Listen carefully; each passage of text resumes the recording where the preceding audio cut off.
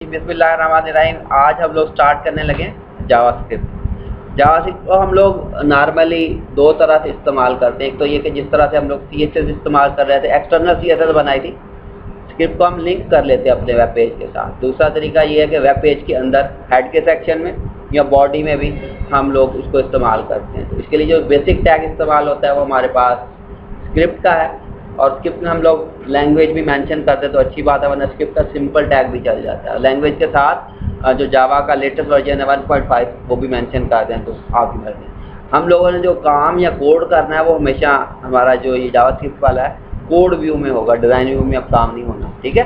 और आप कोशिश करेंगे खुद से कुछ ना लिखें, इंटेलिजेंस विंडो जो नीचे ड्रॉप डाउन में ओपन होती है वहाँ से ऑप्शन चूज़ करें, ठीक है। और ये केस सेंसिटिव है। केस सेंसिटिव का मतलब क्या है कि अगर आप जहाँ पे स्मॉल लेटर आना है, अगर आप कैपिटल लिख देते हैं, कोई मेथड है या कोई प्रॉपर्टी है तो वो प्रॉपर कॉल नहीं होगी, और यानी उल्टा अगर आप अपनी मर्जी से करेंगे तो HTML की जो लिवरेज थी या जो हमें सहूलत थी वो ख़त्म हो गई। अब ये केस सेंसिटिव है, इसमें आप कहीं गड़बड़ करेंगे, सेमीकोलन भी छोड़ेंगे तो आपका पूरा स्क्रिप्ट भी हो सकता है रन ना हो, ऐसा मसला भी आएगा। तो अभी हम सिंपली बॉडी के अंदर से स्टार्ट करने लगे। तो जो पहला टैग मैं लिखूंगा वो स्क्रिप्ट का ही है, ठीक है। और स्क्रिप्ट के लिखने के बाद अगर मैं स्पेस दबाऊंगा तो ऑटोमेटिकली मुझे पूछेगा क्या आपने चूज़ करना ऑप्शन। मैं कहता हूँ लैंग्वेज में मैं कहता हूँ जावास्क्रिप्ट 1.5 ये लैंग्वेज। और एक और आप हमारे पास ऑप्शन आती है, अगर हम यहाँ पे आ जाते हैं टाइप, तो दोनों ही आप इंटरचेंजेबली यूज़ कर सकते हैं। और इस स्क्रिप्ट के टैग को मैं साथ ही क्या करता हूँ एंड भी कर रहा हूँ। सबसे पहली लाइन मैं लिखने लगा हूँ कि मैंने अपने वेब पेज पे कोई मुझे आउटपुट चाहिए, उसके लिए जो हम लोग यूज़ करेंगे डॉक्यूमेंट डॉट लिखेंगे तो ऑटोमेटिकली ड्रॉप डाउन खुल जाएगा मेरे पास राइट। तो राइट में मैं सिंपल राइट वाला मेथड कॉल करूँगा, और डबल कोट्स के अंदर मैं क्या देता हूँ, लिख देता हूँ जी वेलकम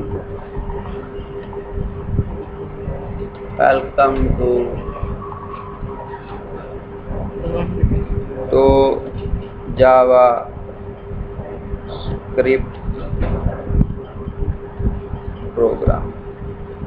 डबल कोट्स बंद किए मैंने, पैरेंथेसिस बंद, सेमीकोलन बंद। थोड़ा सा मैं इसका फ़ॉन्ट सही कर लूँ, फ़ॉन्ट कंजेस्टेड है ज़रा।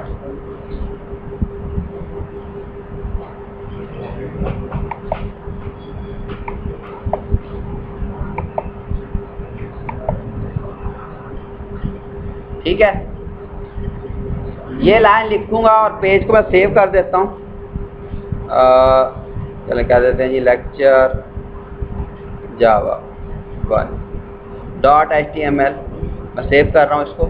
और इसको मैं जब ब्राउज़र में देखूंगा तो ऑटोमेटिकली ये लाइन लिखी हुई नज़र आएगी। अगर आपको ये नज़र नहीं आ रही तो शायद आपके यहाँ पे येलो कलर के ऊपर लाइन आए या बॉटम पे आए कि अलाउ ब्लॉक कंटेंट या अलाउ एक्टिव एक्स कंट्रोलर, तो राइट क्लिक करके उसको अलाउ कर दें आप, तो ये लाइन आपको लिखी हुई नज़र आएगी आउटपुट में।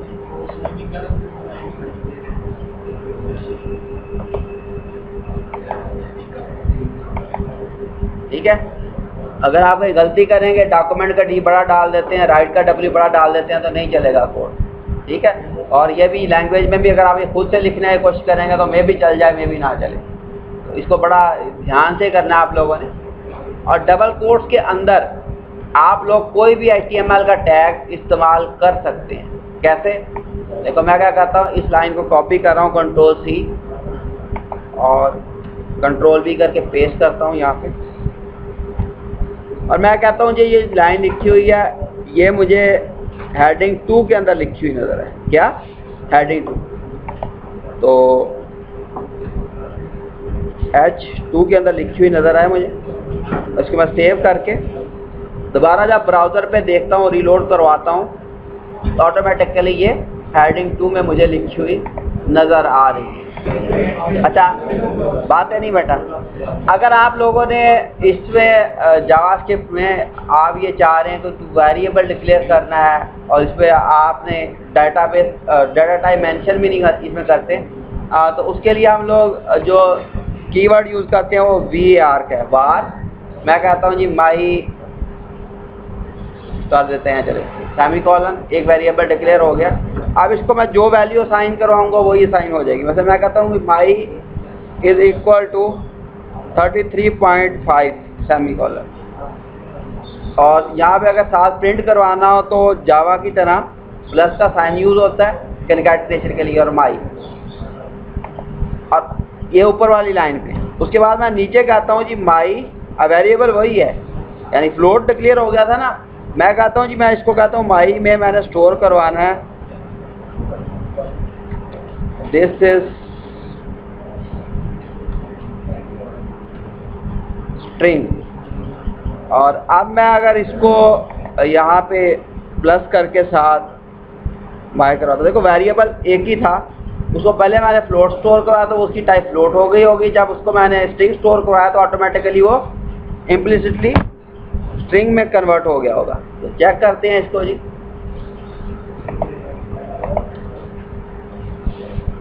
ये आपके पास फ्लोट आ रहा है और ये नीचे स्ट्रिंग आ रही है, ठीक है, एक ही वेरिएबल, ये लूजली कह लेंगे टाइप लैंग्वेज है, इसमें हम यानी variable bye data type primitive वो नहीं डिक्लेयर करते, कोई भी वेरिएबल किसी में चेंज कर सकते हैं, तो आसानी रहती है हमें बहुत ज़्यादा। अच्छा, अगर आपने कोई मैसेज देना हो, आप लोगों को मैसेज आते हैं समटाइम्स, वो देना हो तो उसके लिए हम लोग यूज़ करते हैं अलर्ट का, ALERT अलर्ट।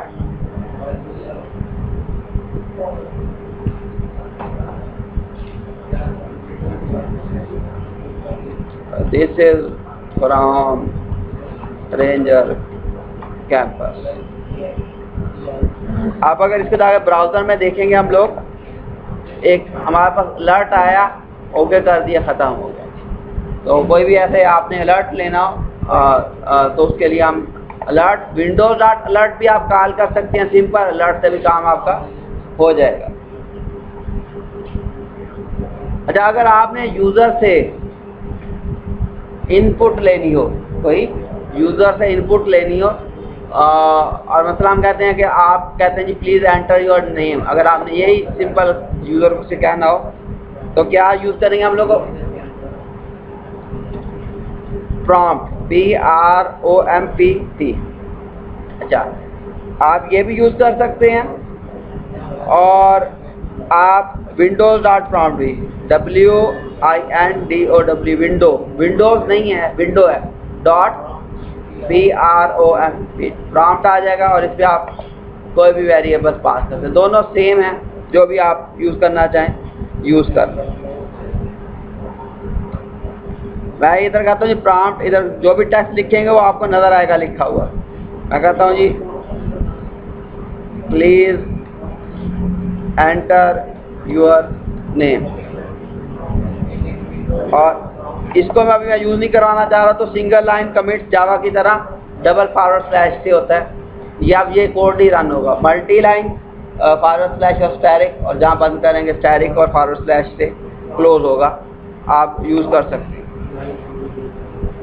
अब अगर मैं इसको रन करूँगा, रीलोड करवाता हूँ पेज को, प्लीज़ एंटर योर नेम आ गया, मैं कहता हूँ जी अली, और ये this is from ranger campus लिखा हुआ आ रहा है डायलॉग बॉक्स है, और ये बाकी कौन करेगा, यानी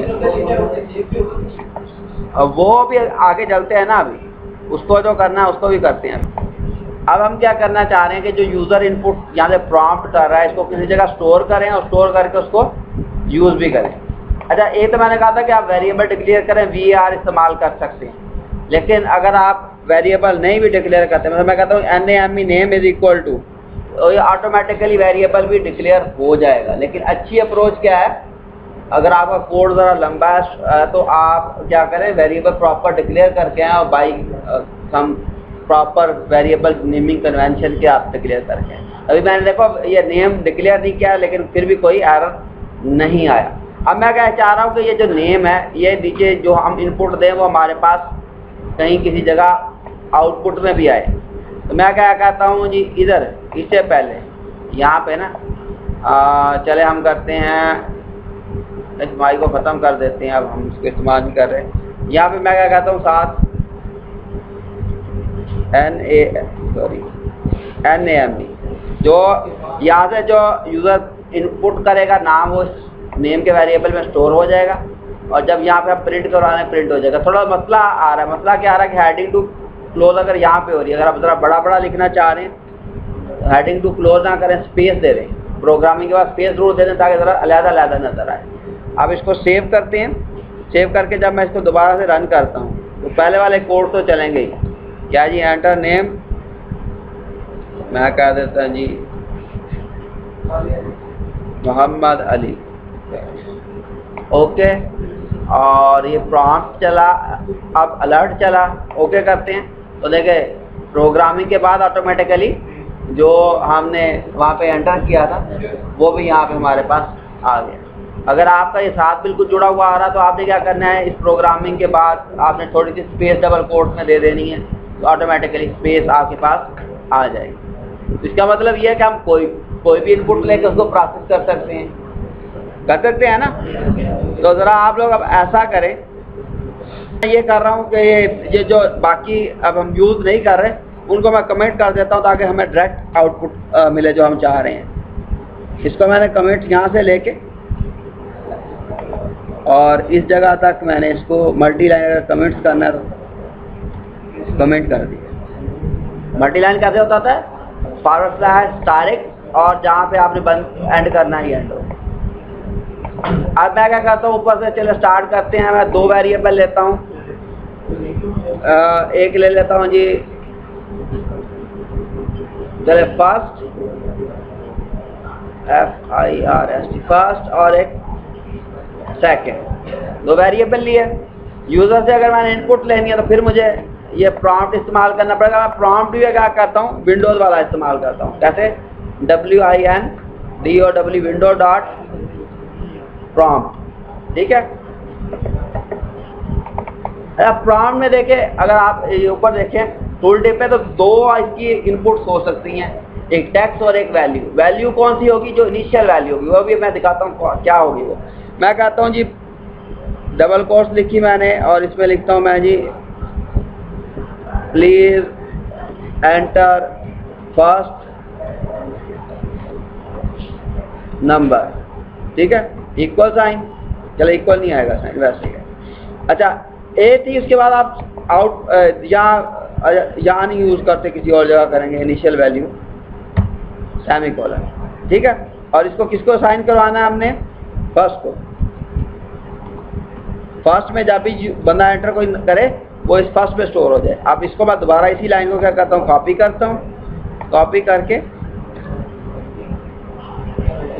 पेस्ट कर देता हूँ और इसको स्टोर किधर करवाऊंगा, सेकंड में। दूसरी वैल्यू है ना, हम कहते हैं जी प्लीज, अब एंटर क्या करें जी, सेकंड नंबर। दो नंबर आ गए। अब आपकी मर्जी है इसको किसी तीसरे वेरिएबल में ज़रब देकर स्टोर करवा लें, आपकी मर्जी है डायरेक्ट प्रिंट करवा लें, ज़रब का निशान डाल के स्टैरिक का, आपकी मर्जी है पैरेंथेसिस इस्तेमाल कर लें। मतलब मैं कहता हूँ यहाँ कहता हूँ जी आंसर इज, कह देता हूँ, यहाँ पे लिखना चाह रहा हूँ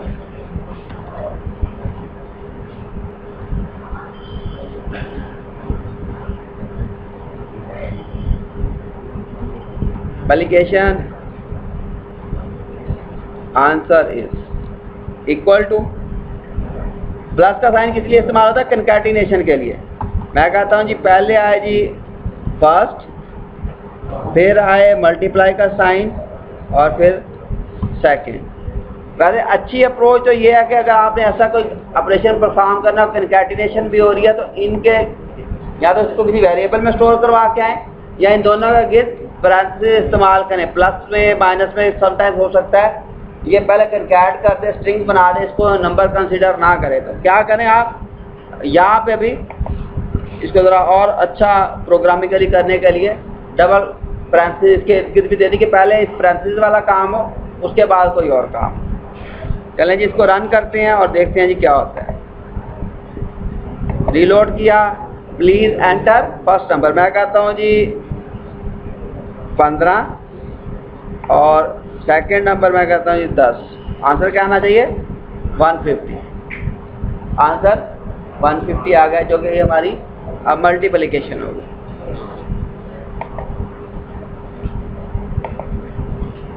रिज्यूम करते हैं। अच्छा, अगर यानी ये पूरी प्रोग्रामिंग लैंग्वेजेस है, इसमें if else, switch case, loops, arrays, function सारे हैं। थोड़ा सा टच हम लोग दे लेते हैं। मैं एक छोटा सा प्रोग्राम बनाता हूँ कि अगर मैं ये चाह रहा हूँ कि हमारे पास एक ईयर में 4 सीज़न होते हैं। पहले 3 महीने हमारे पास ऑटम के हैं, अगले 3 स्प्रिंग के हैं, फिर समर और फिर विंटर है। मैं चाह रहा हूँ कि अगर यूज़र 1 एंटर करे तो ऑटम आ जाए, वेलकम टू ऑटम लिखा हुआ आ जाए। 2 एंटर करे तो वेलकम टू स्प्रिंग आ जाए। 3 एंटर करे तो मेरे पास वेलकम टू समर आ जाए, और 4 एंटर करे तो विंटर। अगर इन चारों के अलावा कोई और इनपुट दे तो आ जाए this is not valid season, या वेदन वैलिड आ जाए, सिंपल लिखा हो। अगर ये काम करना हो इफ एल्स के जरिए से भी हो सकता है, स्विच के जरिए से। इफ एल्स तो आप लोगों को आता ही है, थोड़ा सा हम स्विच के जरिए से कर लेते हैं। इफ एल्स भी नहीं आता तो पहले सेमेस्टर में जाके दाखिल हो जाओ यार, हैं? अच्छा जी, मैं कहता हूँ जी SEA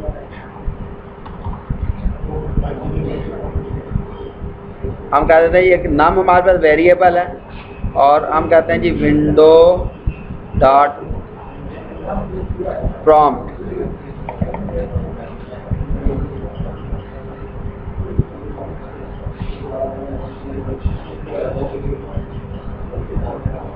please enter number for season. ठीक है, हाँ, सिंपल प्रॉम्प्ट से मैंने बताया कि हो जाएगा, क्योंकि विंडो तो डिफ़ॉल्ट हमारा कह लें कि ऑब्जेक्ट है ना। तो मैं ज़रा ताकि आप खुद लिखे गड़बड़ ना करें, इसलिए विंडोज़ बार बार इस्तेमाल कर रहा हूँ। हम लगाते हैं जी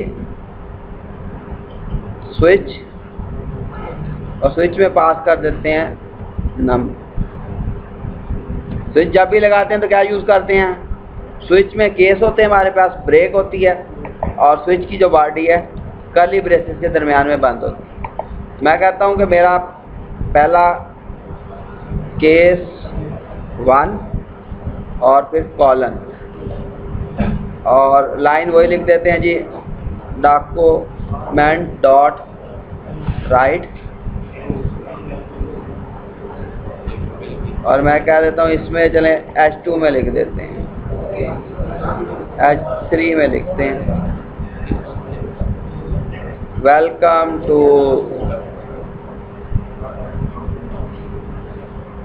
ऑटम।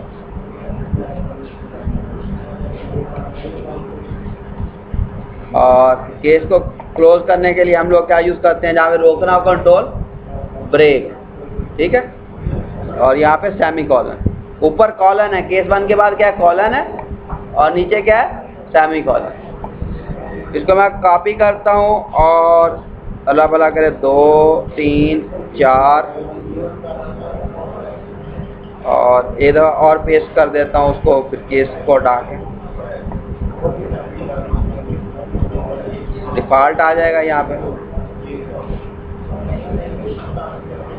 और ये केस क्या है हमारे पास? सेकंड है। सेकंड के बाद हमारे पास केस 3rd होगा, 3rd के बाद हमारे पास केस 4 होगा, और ऑटम के बाद हमारे पास क्या आएगा? स्प्रिंग। स्प्रिंग के बाद आएगा हमारे पास समर। समर के बाद आ जाएगा हमारे पास विंटर, और क्या देते हैं जी आखिर में